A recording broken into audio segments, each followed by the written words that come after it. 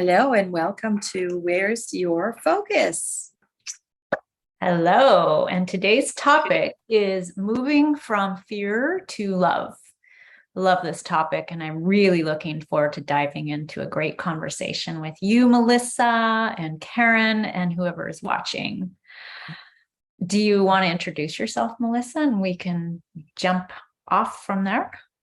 Yeah, sure. For those who don't know who I am, my name is Melissa Alexander. I am the owner operator of Pine Tree Path here in the Annapolis Valley, Nova Scotia. I've taken part in a few of these now, so hopefully I'm a familiar face and everybody's watching them every week. And if not, you're going to get to know me a little bit more today.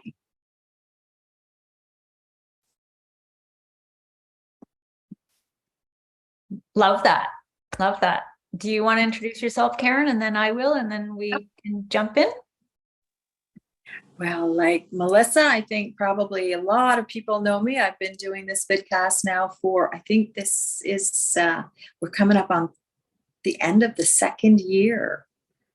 Wow. December is going to be the end of the second year of doing this vidcast. That's crazy. Started out with myself and Linda. Linda's no longer involved. She might come back one day. We hope she did. We hope she will. Wealth of knowledge. In any case, yeah, I'm Karen Alexander. I have a little home business here to where I see clients on a daily basis and do lots of other stuff that we're all collaborating on. And yeah, pretty much it. Open book. Yeah. And I am Jewel, and I live in British Columbia, Canada, and we're all Canadians here. And I love that this vidcast has been going on for a couple of years. It's been such a pleasure in the last year or 6 to 8 months, I think, that I've been participating. And I love these conversations. I am a heart healer and a heart leadership mentor for healers and spiritual coaches. And I really love to support them to shift the frequency from fear to love.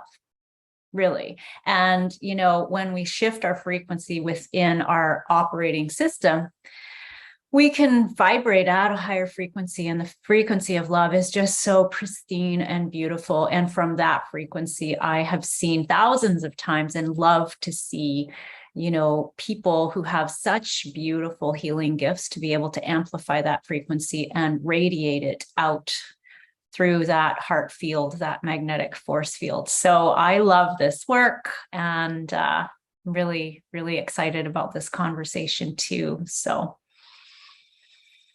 yeah, so should we jump in and let's see, like this is such a wide, full breadth conversation that could go in so many directions. And so let's see what unfolds for us today. And for anybody who's watching, please comment or ask questions. We're here to support you and let us know what resonates. And I am curious, I'd love to start with a question. How do you understand moving from fear to love?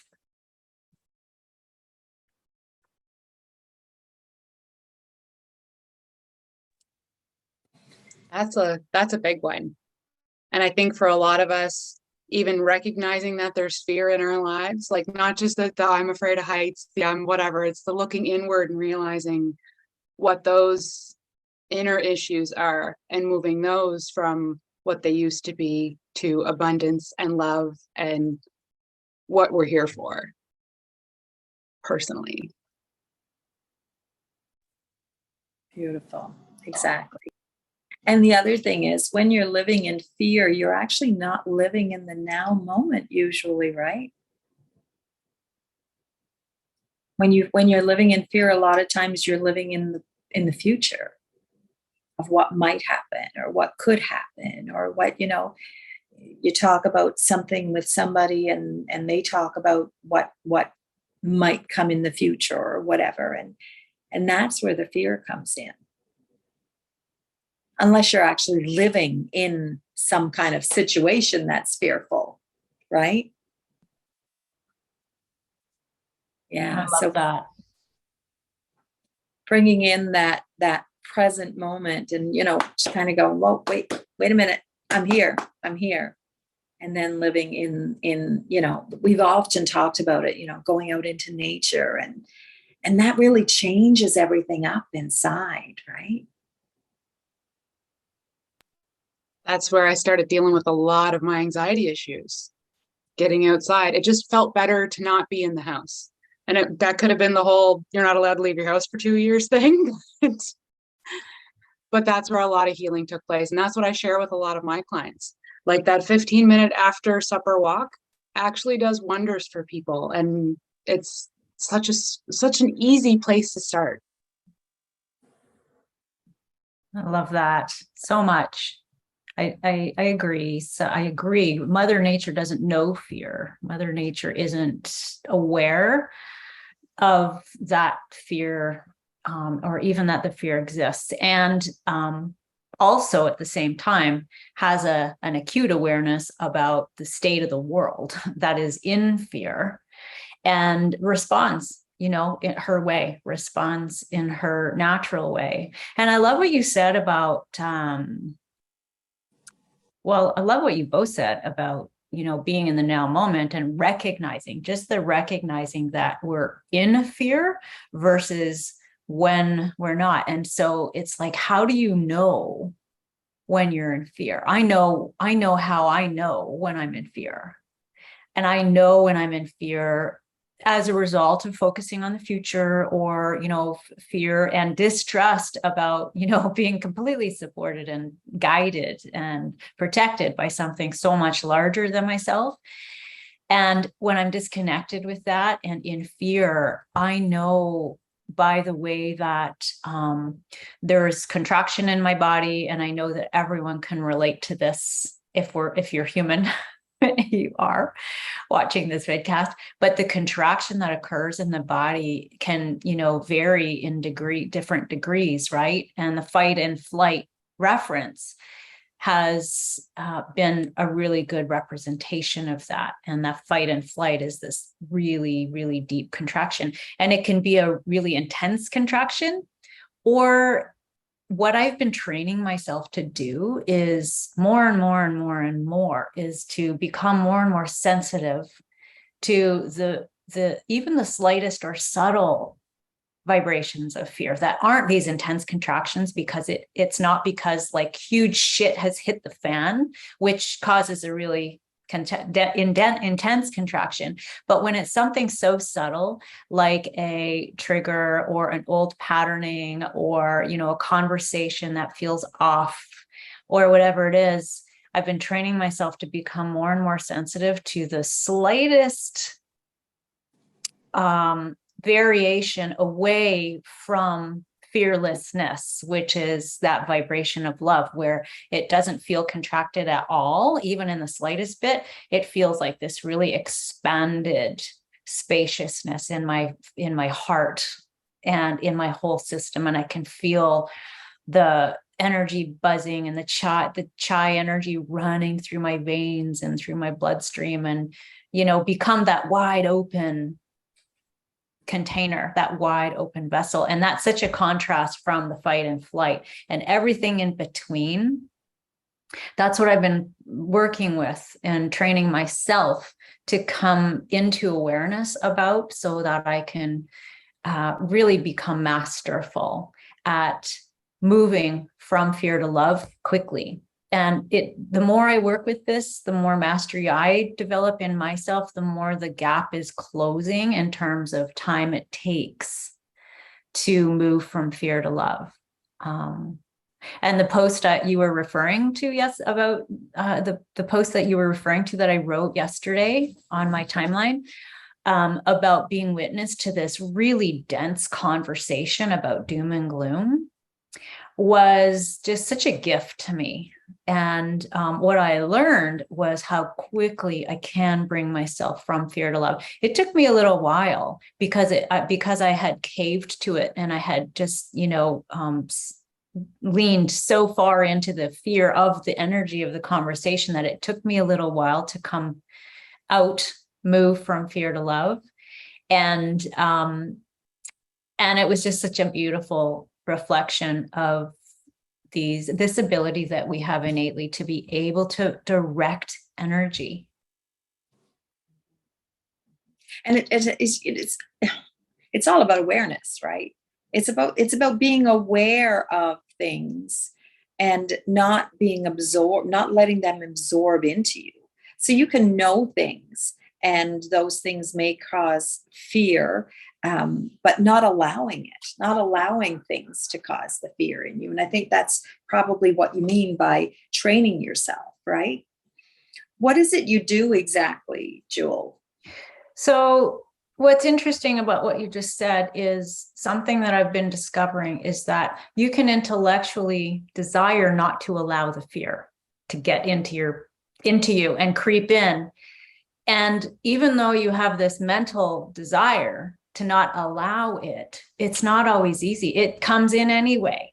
If you've ever noticed, right? It comes in anyway. It grips because it's a part of such a larger collective cellular memory that we hold, of fear that has originated in fear. And it's been building for millennia, ancestrally and all the way through the ages. And so it's not always easy to say, okay, I'm not going to allow it. And that's what I feel about, and I will answer your question, but I just want to premise it with, that's how I feel about affirmations that we speak, but our body doesn't believe them.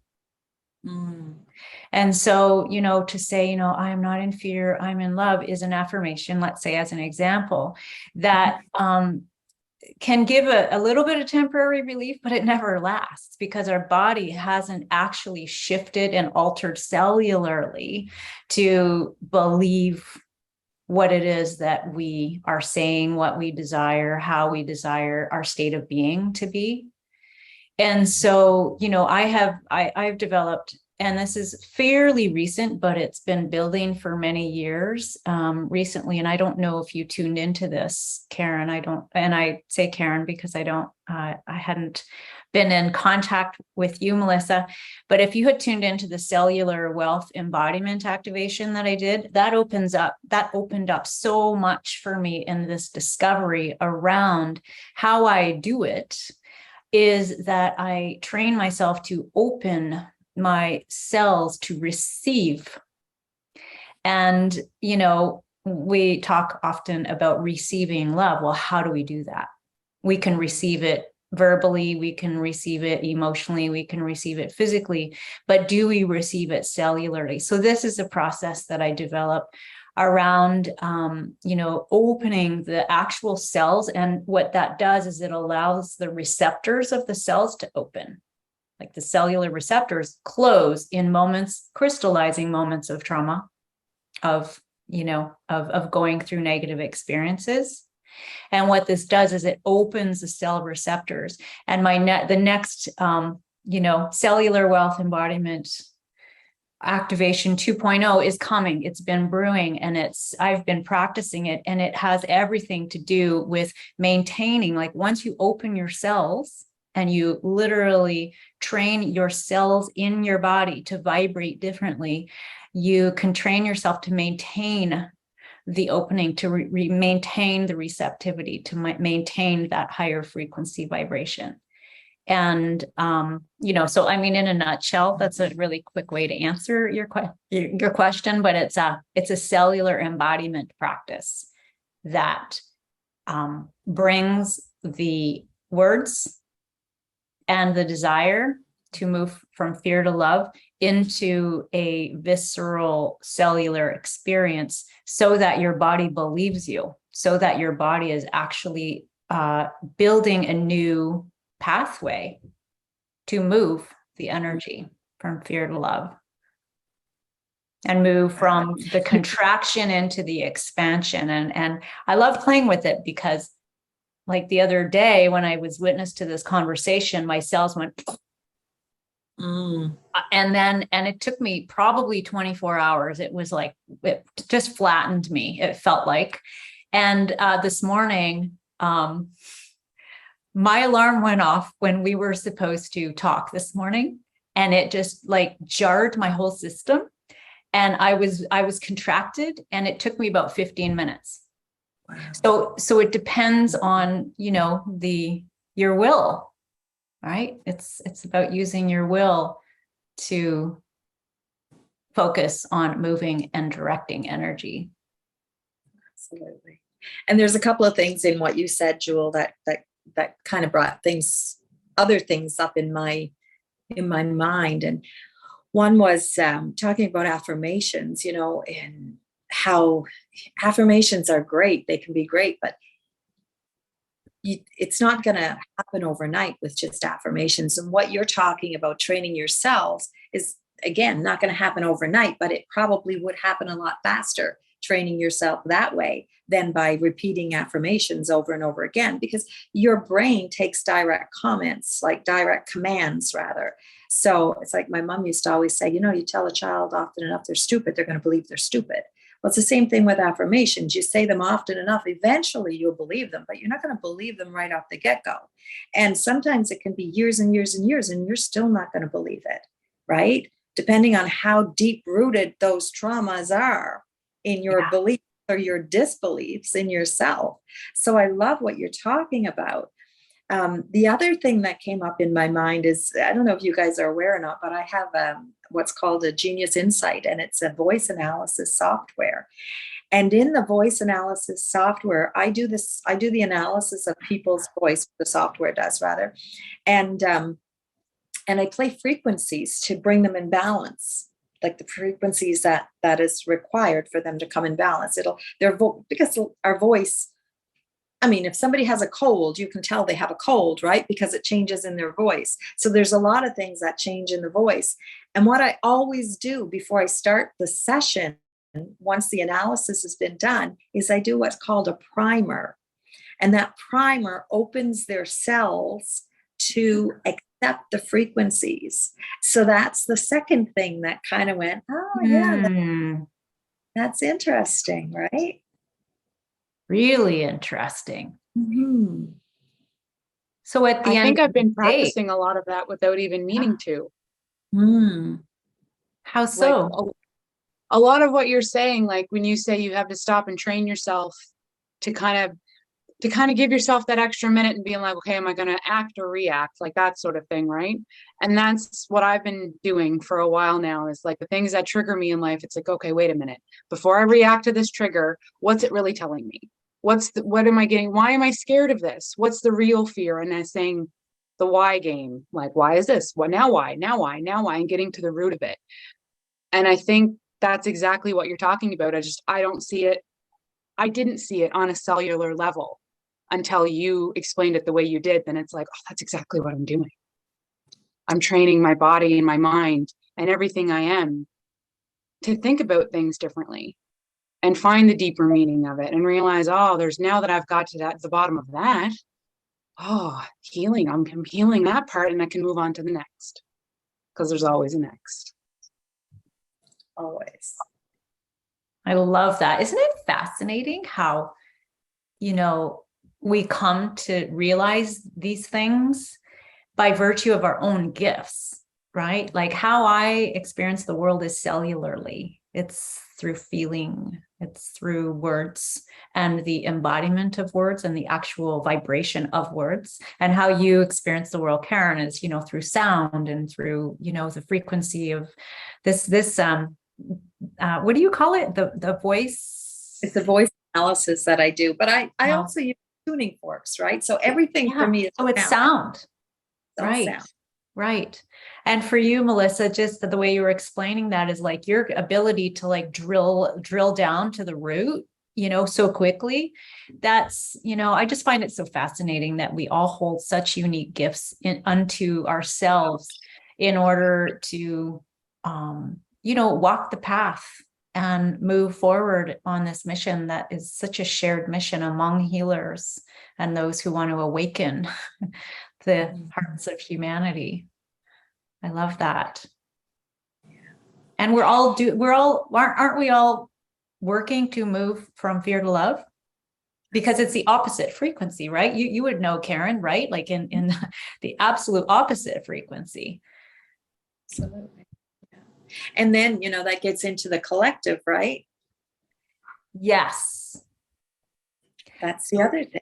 Here's a really interesting piece about that. Thank you for bringing that up, because when I was witness to this conversation, afterwards, I had another conversation, and this conversation and getting sucked into the vortex of this collective fear, this conversation about doom about the world, it ignited a passion in me and anger and no. And so this second conversation I had was surrounding how, and this person that I had the second conversation with had never realized this, but how their words that they were exchanging were actually contributing. And I wrote about that in my post. We're actually contributing to feeding the hunger of the collective, which is based and steeped in fear, for more and more junk food, right?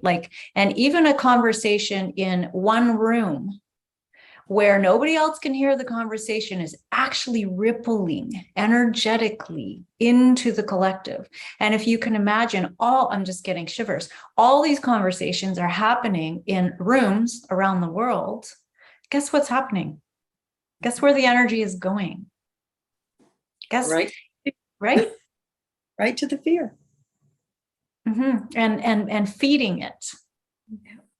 Right? And like you said, it's junk food. Yeah. It's junk food. Yeah. So if we can all change our conversations, mm-hmm. Yeah. To be love-based rather than fear-based.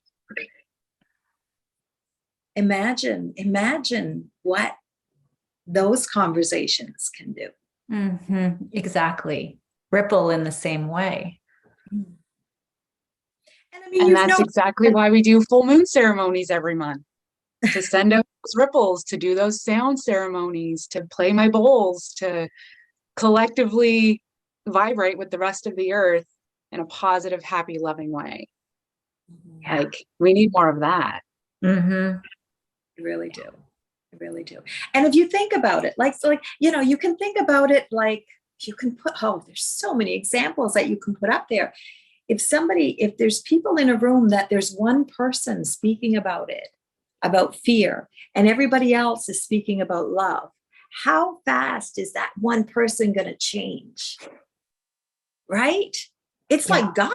You got one person gossiping and the other one says, no, not going to have that. Nope, don't want to hear. That's going to put a stop to it, just like that. Right? And we have that ability. We have that ability in the conversations that we choose to have to change the world.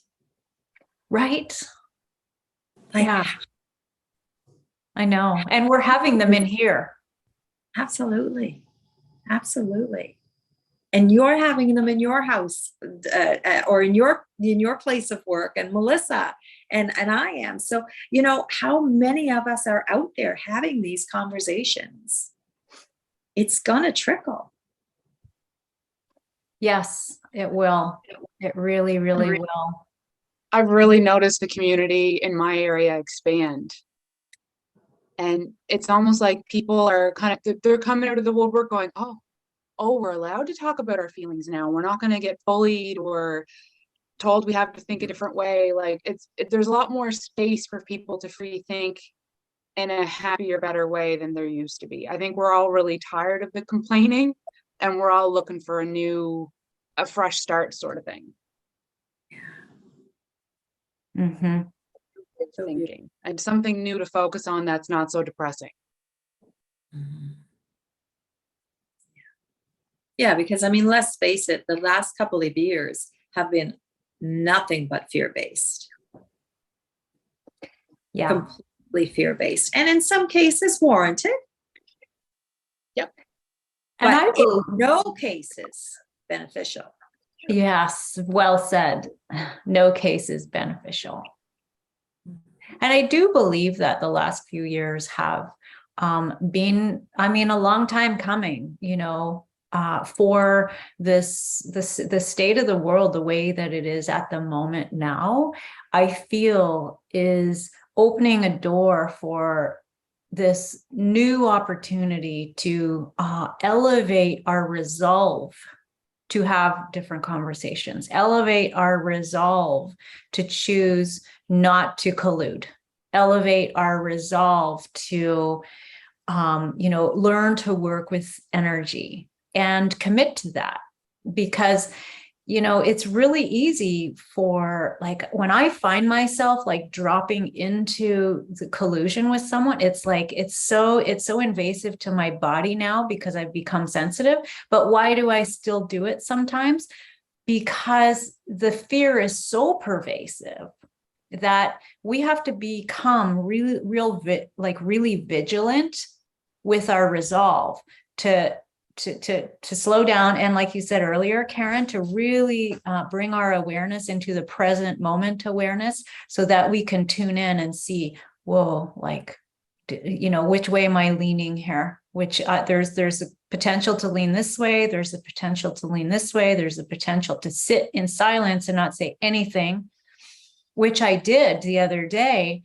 And in doing that, I was participating. And I noticed how, like, my body felt so invaded that it was almost immobilized. And I saw it was a gift because I saw how easily it can be impacted. My body can be impacted. And so herein lies why it's so important to train ourselves toward growing the strength and the energetic container to be able to hold the energy of love, because it's big energy. Right. And this is the work. I feel this is the work, is to build our energetic container to not only be able to respond rather to then react, but to hold that energy in a way that the energy prevails over any level of fear-based, external representation of fear. And it's not just our only, oh, sorry, Karen. Oh, go ahead. It's not just our own personal fears that we're kind of walking around with. Like, it's stuff that we've been taught since we were a kid. It's stuff that we've drugged with us generation, because we hold all that, we carry all that. So we're taking on a huge job to even chip away at it and kind of show people there is another way. We don't have to talk bad about people. We don't have to be this way anymore. There is a new way. And a lot of us are waking up to a quote. I don't know if it's going to make it any easier individually, but it's good to know there's community out there, and these videos, I think, really help a lot of people knowing that they can come join. And on that note, Melissa, what I was going to say was, in the beginning, and I say in the beginning, way back, when I first was learning about, beliefs and triggers and all of that, to know when you're in fear, right? You hold fear in your body, but you don't necessarily hold it throughout your whole body. You might hold it in certain areas in your body, right? And it's the same as when you're triggered. There's that little bit of fear that's in there, right? No matter wherever it is. And what you had said, Joel, about how you contract. Well, yeah, you do. You contract. Like when you get a fright, just like that, right? It's like, oh, you kind of contract. But for anybody who is not sure where they're holding fear in their body, but they know that they're holding fear, but they're not sure how to find it, there's a good little exercise that I used to do, and I don't even remember where I heard about it. But what I used to do was I would tense everything up, clench every muscle, everything in my body, completely clench everything as tight as I could get it, every single spot, and then relax. Leave it clenched for about 30 seconds and then relax. And wherever that clench still is, that's where you're holding that fear. That's where that fear is being held. And then you drill it down to that one spot. You don't have to worry about getting it out of all of your body. If you're feeling it right here, then you just get it out of there. If you're feeling it here, then you get it out of there. And it kind of makes that issue that seems so big just a little bit smaller, right? And I found that since, oh my goodness, I used to do that. Somebody would say something to click me, to tick me off or whatever. That's the first thing I would do. And that's kind of like you, Melissa, where you take just a minute now. Am I going to react or what am I going to do here? Right. And that's what I would do. I would clench to find out what's actually going on and where is it being held. And I found that a very beneficial exercise for me to do in learning where the fear was being held. So if I think about something that's happening, I can find out where that fear is being held in my body. I don't need to know the why. I don't need to know that anymore. Now I can just release it, right? But it takes, like you said, Jewel, it takes practice. And we need to train ourselves to do it. And it's not easy. It's not the easiest thing in the world. I don't want to say it's not easy. It's not the easiest thing. But everything is what we make it too, right? It's a continual thing that we have to keep doing forever.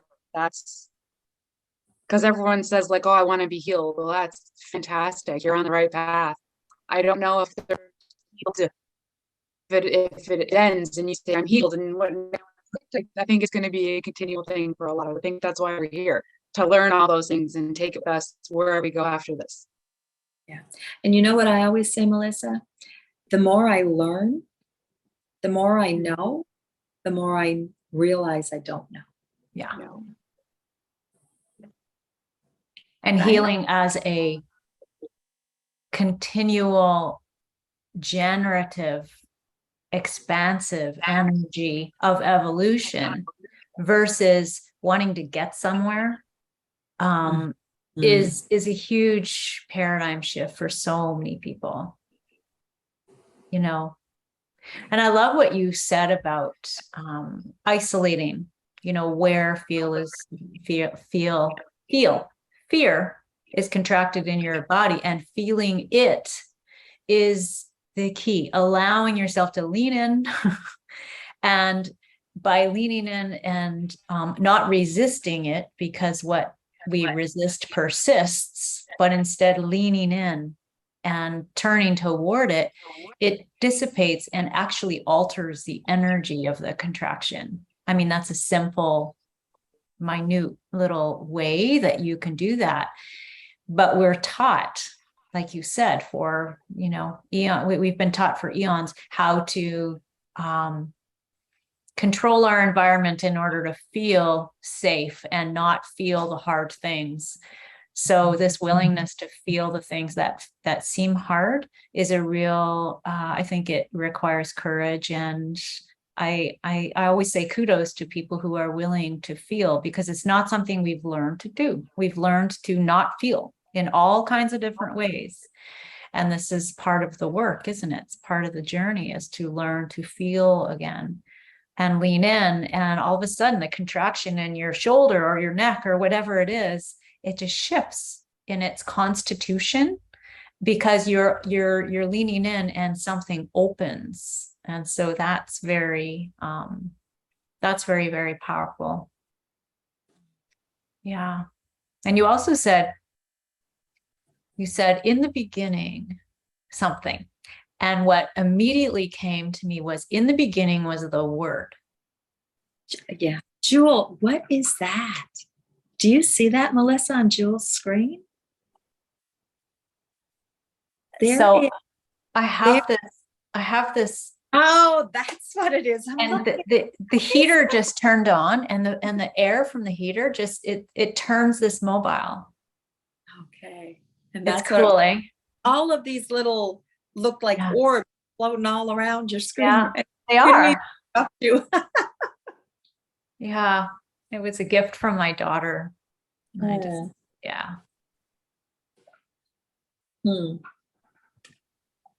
Beautiful.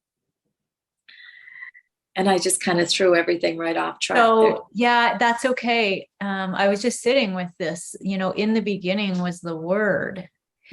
And, you know, like, words are magic. Words are power.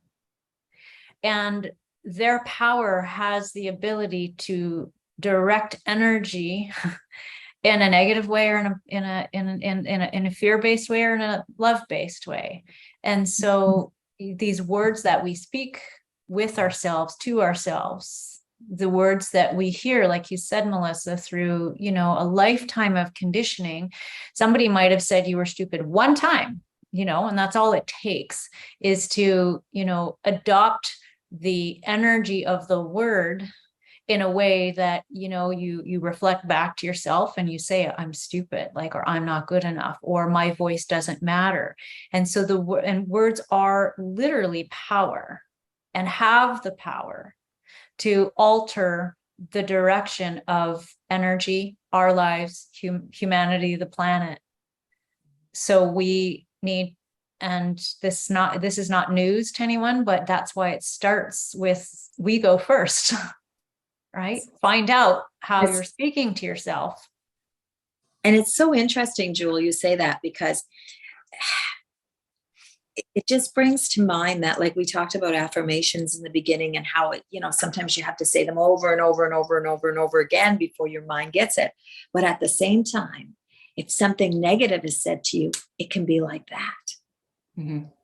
Right? So that's another interesting aspect of the words, and how negative words, or speaking negatively about yourself or to anybody, can have more of an impact than speaking positively.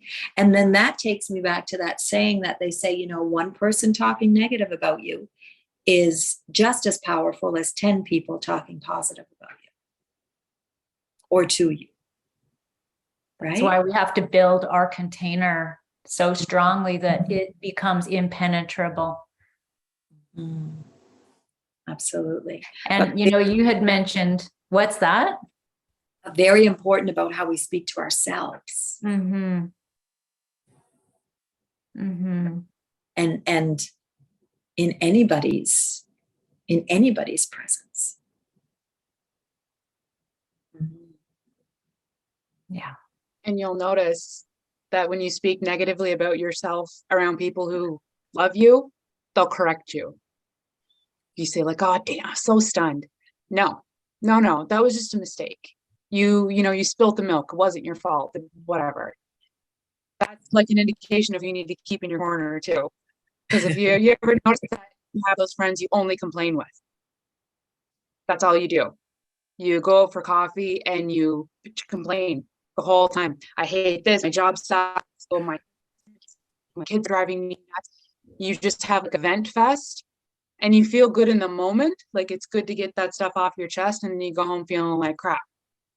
So that's the place to start, is in those places with those people, to begin to really untangle what's going on. And even if you're speaking it, even if it's unspoken, one step in that regard is to even take it from, into out, and actually speaking what's in here, to literally hearing what's in here and zipping it. And that's a step, because you're not uttering the words, and the words hold power. So to not utter the words is the first step. And that's definitely a place to start. If someone is doing that, it's start at home, with the people that you feel most comfortable in, with complaining, or whatever it is that you find yourself doing.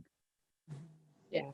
And I'm not saying we can't complain anymore. It's just right.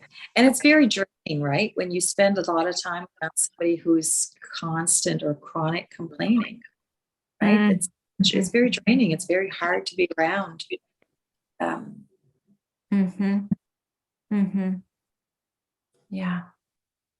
And one of the things you said about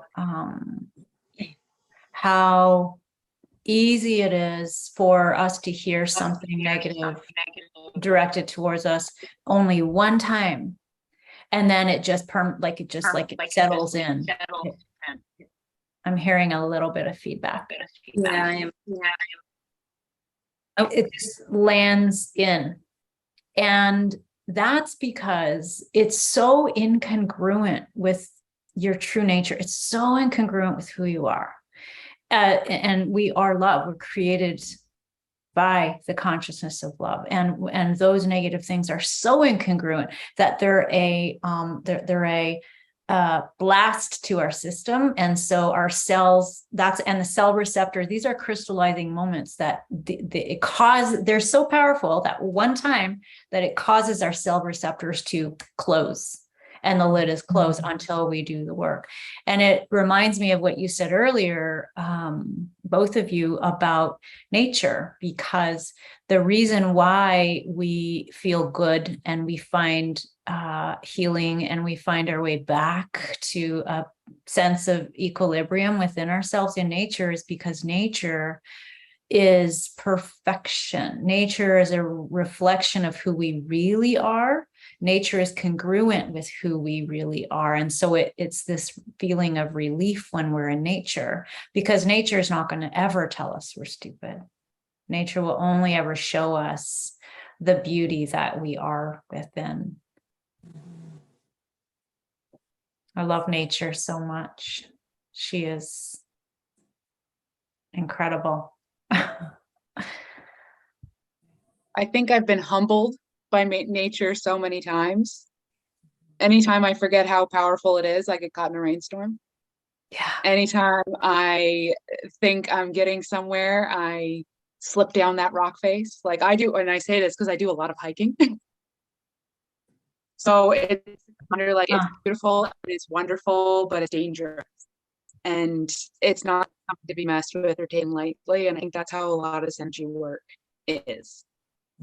A lot of people waltz in thinking, oh, I can do 3 things and it's magic and everything will be perfect. And it's that hard work. A lot of people aren't willing to take it on.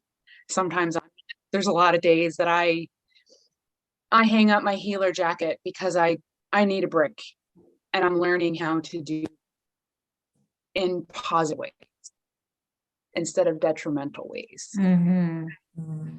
It's all about balance. Yeah, finding your way back to your own inner rhythm that needs nurturing. And But in other ways in nature, like, what other suggestions, quote unquote, would we be looking at explaining to people of how to move from fear to love? Are there avenues that you personally take or teachers that you follow? Breath, nature, breathing in the beauty, and taking it beyond looking at it and seeing it, but really ingesting the smells and the sounds and the vibrancies, and using breath. I use breath all the time to embody to embody the truth of who I really am. And breath work has been a powerful practice for me on this journey for many years. On the journey of embodiment and bringing the external beauty in body, bringing it all in, bringing love in body, in order to counter the fear that's in body, because we, like you said earlier, we're carrying all of this in ourselves. So bringing love in body, it's not just a concept, it's not just a pretty thing. And it really does require, like you said, I feel it requires, like you said, this respect for nature, the degree of respect that that you were talking about around nature and how humbling it is to me, in my opinion, and this experience I'm in, is the same degree to which I am coming to learn to respect my words. And no, I don't need to complain. Like, I'm training myself not to. That doesn't mean I'm bypassing my feelings at all. It just means I'm becoming more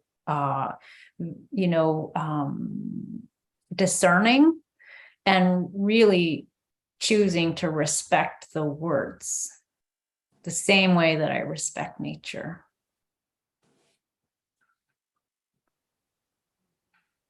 What about you, Karen? In terms of, practices or. I'm just trying to think. I think for me, breath is a big, big, big part of it. And I mean, there's times when you just take that deep breath and you don't even realize that you're doing it. And then it's, oh yeah, okay, I needed that. Right. But yeah, breath, I would say, is probably the first. Well, I mean, that's what brings you back, right? That's just what brings you back to the present and what's happening with you right here, right now. So I would say, yeah, breath would be the big thing for me. And the other thing, of course, if somebody is really, I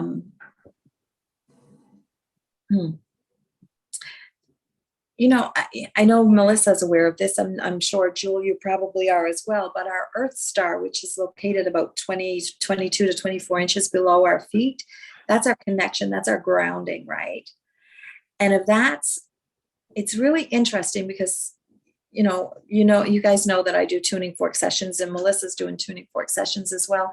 And a lot of times when I have somebody on the table and I go in to find where their Earth Star is, because that Earth Star actually moves. When we contract, that Earth Star actually contracts. And I found Earth Stars as high as between the knees, right? And have had to pull those down to where they're supposed to be. And that person, I remember that one person who had it really high, got off the table and she said, I feel taller.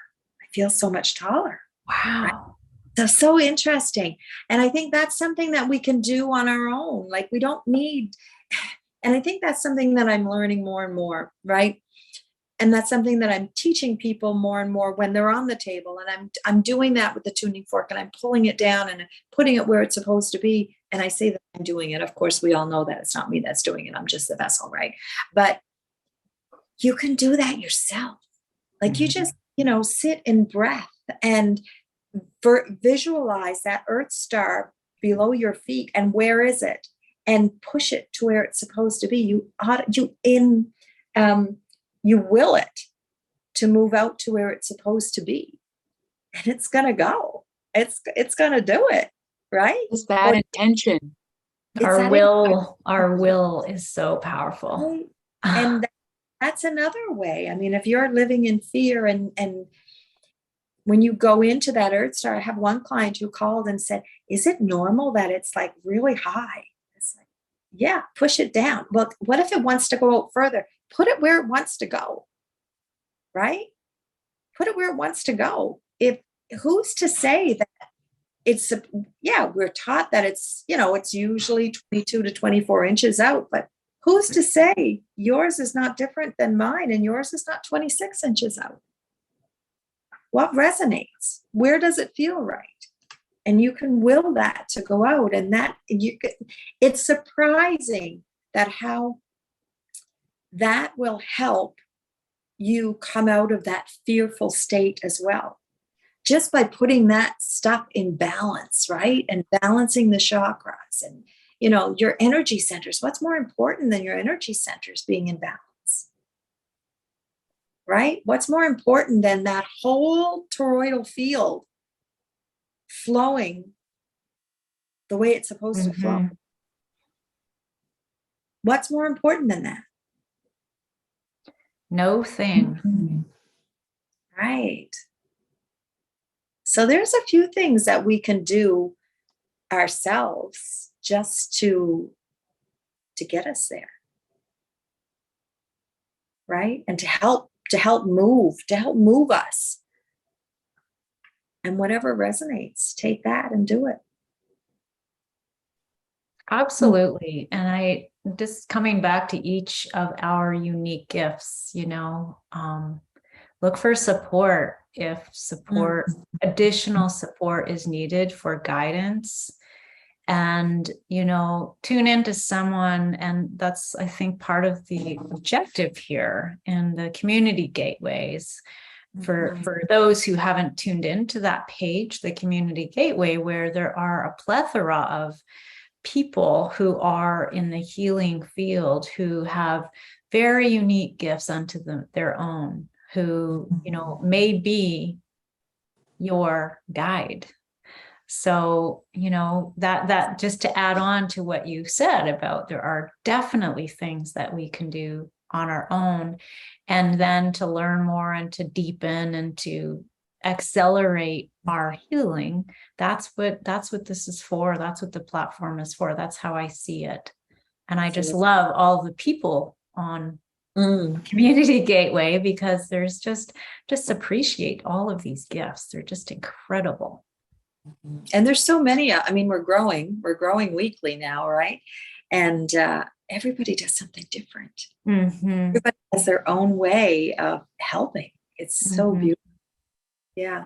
And, for anybody who's out there, we're giving you all kinds of ideas, or, that you might not be ready or willing to go and try that on your own right now. Maybe you do need that little bit of extra guidance. Most of us do, right? Need that little bit of extra guidance. I mean, for me, I've been to this stuff for years and years and years, and I'm still, I still have meetings. I do a sistership meeting once a month, and I have my sisters, or, well, not my blood sisters, but my sisters come on Friday mornings, and we get together and we say, oh, what's that all about now? What did you mean by that? And how does that feel for you? And so we're always challenging each other. Right? I love that. Yeah. I have a beautiful mentor too, that I would not be where I am today, at this juncture in my life. I would be moving in that direction, but would not have accelerated the way I have without that divinely guided, person that's been seeing the blind spots and stretching me every single time. Because it's very easy for somebody, how can I say this? Sometimes when we're in a situation, or when it's us, we can't, what's the expression? You can't see the forest for the trees, right? Yeah. And sometimes it takes somebody else to come in and just help out a little bit. And and there's nothing wrong with that. No, I value that so much. I think that speaks volumes about a person who's willing to invite in that kind of collaboration and support. Absolutely. Yeah. I've loved this conversation. I'm conscious of the time. Oh, I wasn't even looking at the time. I just looked at it, and it is an hour. We're on the hour. So we started at 4, but I think we only started recording around 7 minutes after 4. Okay. So where we are now. So we're recording this session. Normally we come to you live, but we all have very, very busy lives. Not that we don't want to be live, but sometimes it's just easier for us to record. So you're going to probably seeing a lot more of that in the near future. And the other thing is, noon is not always an easy time because we're all across the world, right? Like we have people in India, we have Jules in BC, Melissa and I, well, Melissa's in Nova Scotia, I'm in New Brunswick, Canada. And we have people in the UK. So we're kind of trying to make it easiest as possible for those who are participating in our panelists, right? Because we do have quite a few. So we'll be doing more recordings and less lives, I believe, in the near future. Either way, we're here with you, right? And I love that we can record. We're just, because again, it's the energy that, like, we have had this conversation today, and this energy through our words have planted seeds that are able to ripple and, be nourished and watered and extend out to whatever timeline that is, So if you're listening later, then you're still right here. There is no time, right? Yeah. Everything now. Beautiful. And the other thing is, if you do have any questions or anything to that effect, if you just make a comment, because we're all going to see it. We'll see it. We'll respond. Right? Sorry, Melissa. You're on mute. There.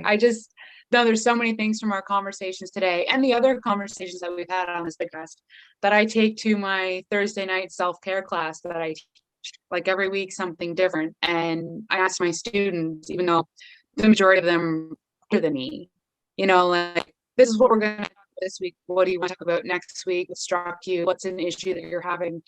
And I know a lot of it is, no matter what age, it's all fear. Do I have enough for the future? Can I retire? Are my kids okay? And so to me that this conversation today, I can't wait for Thursday. I'm so excited to just be like, I learned these new things and I heard these things and I can't wait to share them with people now. So That's good. That's awesome. Oh So my good. God. Beautiful. Good. Well, thank you so much, ladies. What a beautiful you. conversation again, right? Again. So Again. until the next time, if you enjoyed listening to our little chat today, by all means, share this video out, and we'll see you the next time. Take care. Take care.